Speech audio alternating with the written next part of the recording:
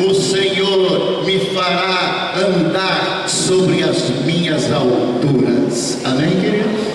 Você está triste agora, o Senhor vai fazer você andar sobre as alturas da sua alegria. Este é o nosso Deus, e nós sabemos estas coisas acontecendo no nosso dia. Quem ouve a palavra do Senhor teme e treme. Por quê? Porque a palavra do Senhor é aquela que nós devemos obedecer e viver. Não adianta só conhecer. Tiago diz: não sejamos apenas ouvintes da palavra, mas sejamos o quê? Praticantes. O ouvinte atento às coisas que Deus fala fica alarmado quando olha o mundo de hoje.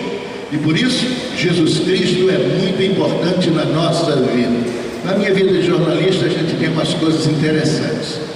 Um dia, um ano aí passado, houve uma coqueluche de OVNIs, objetos voadores não identificados. Todo mundo falava nisso. Olha, a aeronáutica viu os objetos lá, os aviadores viram isso. E um dia eu estava caminhando na rua, estava ainda no Ministério de Jornalismo, aqui na cidade, e um colega parou e disse: Jerônimo, sim, você já viu isso aí, essa que está acontecendo? Isso o quê? Esse negócio de objetos voadores não identificados, você crê que existe extraterrestre? Ele disse: eu creio, eu sou um. Ele tomou um susto. Você é um extraterrestre? Sou. Mas como? Porque eu sigo ao Senhor Jesus, e Ele disse, olhando por mim: Pai, eu te peço que não tire do mundo, mas o livre do mal. Eles não são do mundo, como do mundo eu não sou. Nós somos extraterrestres.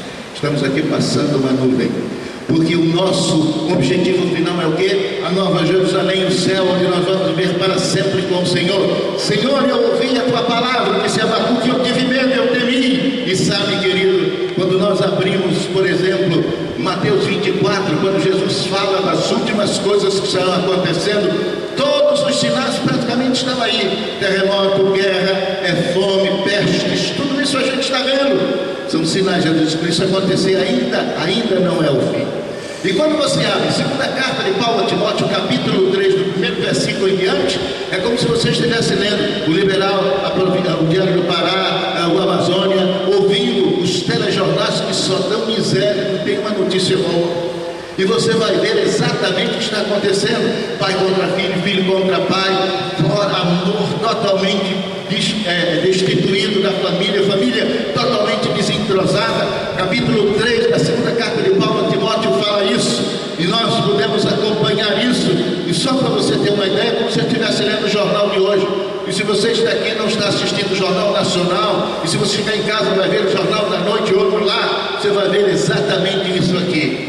Veja que o Espírito fala através de Paulo para o seu discípulo Timóteo. Timóteo, sabe, porém, que nos últimos dias, veja se está acontecendo isso hoje, sobrevirão tempos difíceis, pois os homens serão egoístas, avarentos, jactanciosos, arrogantes, blasfemadores, desobedientes aos pais, ingratos, irreverentes, desafeiçoados, implacáveis, caluniadores, sem domínio de si, cruéis, inimigos do bem, traidores, atrevidos, enfatuados, mais amigos dos prazeres que amigos de Deus, tendo forma de piedade, negando-lhe entretanto o poder. Foge destes.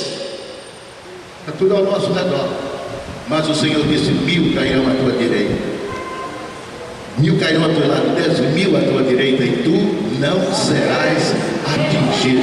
Nós somos protegidos pelo Senhor, estamos bloqueados pelo poder de Deus. E João escreve: aquele que teme ao Senhor não vive, não continua pecando, e o inimigo não lhes toca. Amém, queridos? Nós temos exemplos claros disso nestes últimos tempos. Há uns domingos atrás, colegas, irmãos vinham de Quaraci. Tem alguém de Quaraci aqui? Ali? Ônibus de Quaraci, aquele último banco grande lá atrás, era término de culto. Eles estavam voltando para Belém, e no meio do caminho 3 bandidos entraram no ônibus: assalto, nós vamos levar tudo que vocês têm. E começou aquela coisa, um tiro para cima, e aí começaram a retirar coisas, e lá atrás estavam 4 irmãos que vinham da igreja. E você sabe, eles estavam de camisa, manga comprida e de gravata. Geralmente a gente encontra esses irmãos no domingo ou qualquer outra caminhão. E eles foram, os bandidos foram trabalhando, e de repente um dos bandidos ia chegando lá naquele banco, e o chefe da quadrilha gritou: ei! Ele veio para trás e disse: Esses aí não, isso aí são crentes. Assaltar um tipo, assaltar crente dá uma azar danada, sai daí.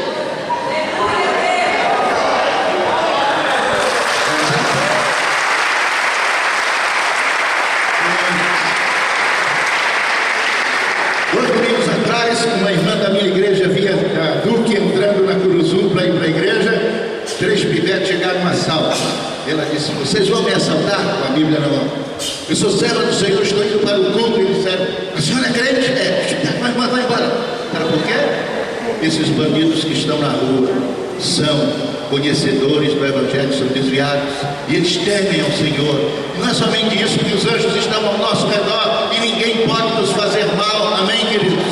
Deus sustenta a nossa vida, e mesmo no meio desse caos que Paulo fala aqui a Timóteo, e Timóteo viu alguma coisa, mas ele, se tivesse nojo nos nossos dias, ele ia ficar totalmente angustiado, porque todas estas marcas nós estamos vendo hoje em nosso redor. E sabe, querido, eles, como nós, ouvimos a palavra do Senhor e ficamos alarmados. Agora presta atenção, eu ouvi tua palavra e temi. A outra tradução diz: Senhor, eu ouvi as tuas palavras e fiquei alarmado.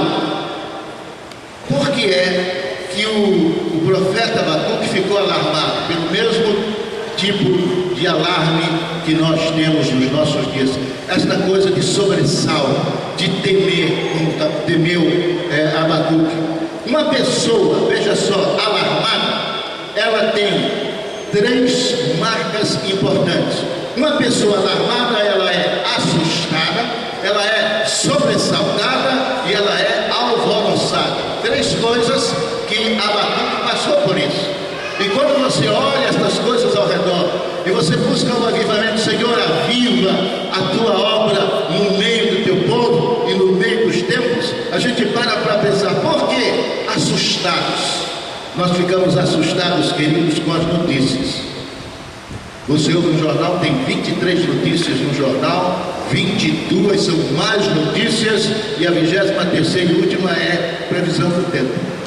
Parece que não acontece nada de bom nesse país. Acontece conosco, com o povo de Deus, mas eles não têm interesse nenhum em publicar isso.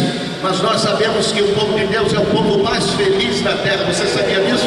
Quantos tem Jesus no coração? Aleluia. Você sabe por quê? Você sabe por quê? Nós somos o povo mais feliz da terra. Sabe por quê? Diga: passado, presente e futuro. Vamos conferir. Passado, perdoado. Dos teus pecados e iniquidades jamais me lembrarei. Amém? Presente. Diga: presente. Acompanhado. Jesus disse: estarei convosco todos os dias até a consumação dos séculos. Futuro. Diga: futuro. Garantido. Eu vou para o Pai, vou preparar lugar e virei outra vez, e vos levarei para mim mesmo, para que onde eu estiver, estejais vós também. Nós, o Senhor, somos o povo mais feliz, passado, perdoado, presente acompanhado, futuro garantido. Ninguém pode tirar isso de nós. E nós cantamos ainda há pouco: nada pode nos separar do Senhor, nada pode separar desse amor. E sabe, querido, quando nós estamos angustiados com as notícias, o Espírito Santo vem e derrama amor e bálsamo de Gileade em nosso coração, porque há bálsamo em Gileade, diz a Bíblia, e há médico em Gileade. O nome dele é Dr. Emanuel Yeshua Hamashi. Amém, queridos? Alarmados são aqueles que estão sobressaltados, e nós estamos sobressaltados com os fatos. Com os fatos. E é preciso lembrar que esses fatos não é somente os fatos horrorosos que andam aí campeando com os ímpios. No arraial do Senhor há mau testemunho. Alguns dias atrás, um pastor estava aqui no aeroporto de Belém para viajar com a família, ele, a esposa e os filhos. E chegou lá no check-in, você sabe, tem que colocar os pesos das maletas. E você sabe que cada passageiro só pode levar 20 quilos. E as bagagens do pastor passaram 17 quilos. E a moça disse: Senhor, o senhor tem 17 quilos a mais, então precisa pagar a diferença. E ela era uma pessoa de cor e ele disse: eu não vou pagar nada a uma negrinha metida como você. Ela não falou nada. Mas se ele tivesse conversado, você sabe que tem passageiro que não leva bagagem e tem 20 quilos sobrando. Ele tinha 17, já aconteceu comigo. Olha, mas não, pastor, mas olha que a pessoa aqui que está viajando não tem peso nenhum. Eu vou colocar o seu excesso como se for daquela pessoa. Há uma solução para tudo. Mas ele agrediu a atendente. E ela não disse nada, despachou a bagagem e acionou o telefone para a Polícia Federal, que está permanentemente no aeroporto. Sabe o que aconteceu? O pastor não viajou, saiu direto do aeroporto para a prisão, porque ele estava entrando na área do racismo, e racismo no Brasil da cadeia sem liberdade. Até constituir um advogado, ele ficou preso lá. Agora, e o testemunho? Pastor, todo mundo soube. E detalhe, ele agrediu uma jovem de cor e ele era de cor. Nós precisamos saber que nós somos o cheiro suave de Jesus. Nós precisamos saber que nós somos carta lida, não somos carta anônima, nós somos carta de Cristo aberta, lida e conhecida de todos os homens. Amém, queridos? Mas é preciso parar, porque o Senhor diz: nem todo que diz Senhor, Senhor vai entrar no reino dos céus. E aí a gente é conquistado porque as pessoas vêm e dizem: você viu aquilo? Vi. E o que é que aconteceu? Se errou, vai pagar diante da justiça. Nós estamos aqui, a Bíblia diz que toda a autoridade, capítulo 13 de Romanos, é constituída por Deus. E se alguém desobedece uma autoridade, está desobedecendo a Deus, recebendo em si mesmo condenação. No aeroporto, aquela jovem era autoridade sobre aquele pastor, e ele não reconheceu isso, de condenação. A Bíblia não falha. Você entra no ônibus, a autoridade do ônibus é motorista e cobrador. Duvido. Se você entrar no ônibus assim, ó, motorista, entra nessa rua aí que eu vou para a igreja Arame que está ali. Eu tenho um itinerário a cumprir. O motorista nem não vai fazer isso. Você tem que se submeter à autoridade do motorista, do cobrador. Entra no comércio, o vendedor é a autoridade sobre você. Vai para o colégio, tem o seu professor, diretor. Vai para a universidade, tem reitor, tem chefes e líderes de departamentos. Você tem que obedecer. E quando você desobedece uma ordem, filhos, desobedecendo a pais, estão recebendo condenação. Leia Romanos 13, 2. E quem desobedece à autoridade está desobedecendo a Deus e recebendo em si mesmo condenação. Nós ficamos sobressaltados com os fatos, mas ficamos alvoroçados, sabe com o quê? Inquietos com a iniquidade. Estamos pertinho de uma eleição neste Brasil, cuidado. Há leis que estão esperando a nova legislatura que chega para votar estas leis, e há leis que são iniquidades, são contra a palavra de Deus. Deus é contra o aborto, está lá em Brasília para aprovar o aborto.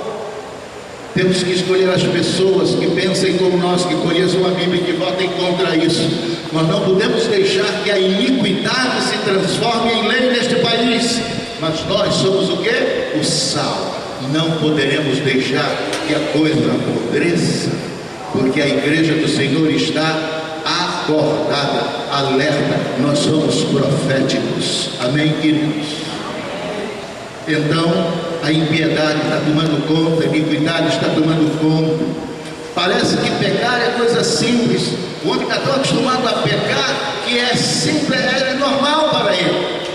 Para nós, se você fizer uma coisa errada, ninguém pode saber. Mas o Espírito diz assim: isto Não está certo.